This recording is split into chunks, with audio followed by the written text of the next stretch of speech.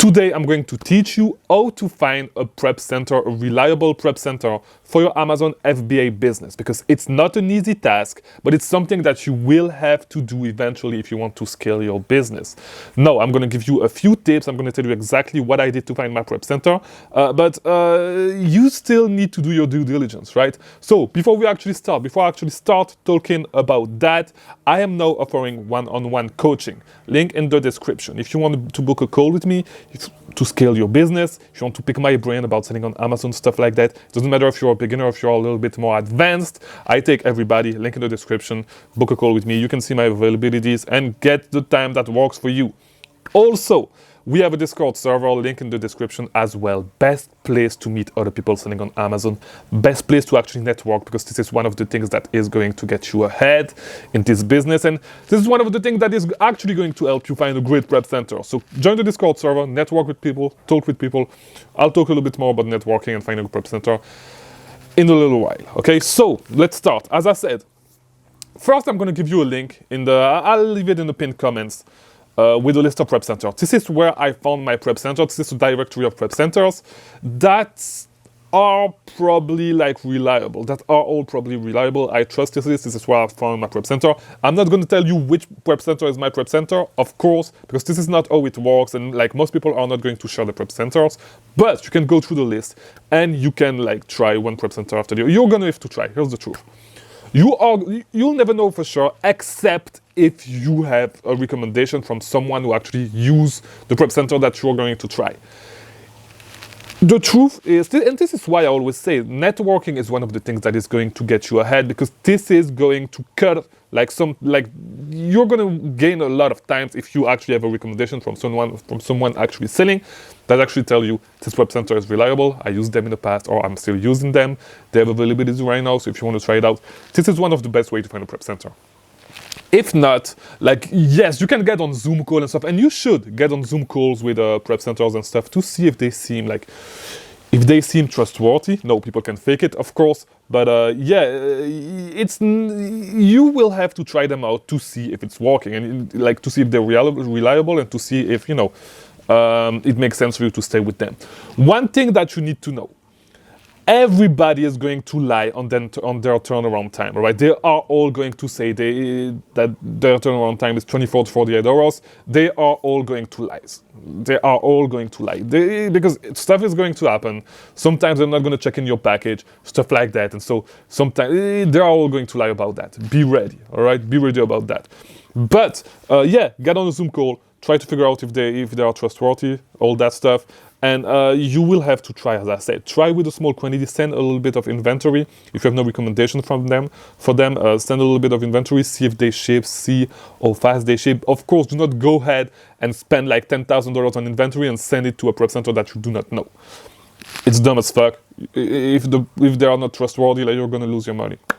But just try with a little inventory. Send it to the prep center. See how fast they ship. See if they are reliable, all that stuff.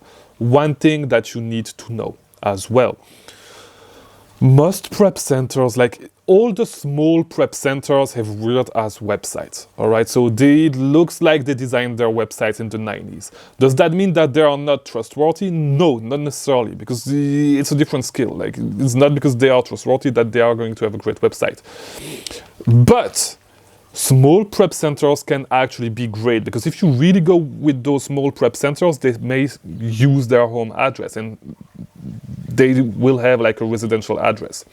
The great thing with residential address in comparison to commercial address is that you are going to have less cancellation. It's going to be easier for you to place orders, all right? The only thing is that they are smaller. They may not be as professional, while some of them may be super professional and actually better than big prep centers like the one that I'm using myself. But this is one of the things that I would actually like to find for myself. And I have a few friends who have who work with small prep centers that actually have residential address. This is going to make your life way easier, right? Because commercial address, some websites do not ship there. Some website will cancel orders. They're gonna cancel orders if you ship to commercial address. So this is one thing that you want to know. And if you can actually find a good prep center, a small prep center right, that use a residential address, that ships fast, that is in a sales tax-free state, you hit the jackpot, all right? And like hold tight to your prep center. No, I know of few. I haven't jumped with one yet because things are working okay with my prep center, and I may talk about that in the monthly review. But and so since everything is working, since I'm not in the US, and since, you know, I have my workflow, I'm still staying with my prep center, but it may not be the best. Actually, it may be. The thing is that, you know, it's great to work with a big prep center for some reason, but there's pros and cons, right? So one of the big pros of working with a small prep center is that you can talk to the owner easily. They care about you because, of course, like if you bring them a lot of money, and, you know, residential address, all that stuff, all right? So keep that in mind. If you, when you jump on a Zoom call with your prep center, ask them if they use a residential address or a commercial address, because residential address are going to be great for you, all right? Another thing, last thing that you should know, West Coast versus East Coast. From what I've noticed, when you ship to the West Coast, the check-in times are a little bit slower, all right? So when I used to ship to the East Coast, and I stayed it a couple of times, but yeah, when I used to ship from my house in Miami to fulfillment center in the East Coast, check-in times were like on average like 2 weeks. I'd say 10 days, 2 weeks.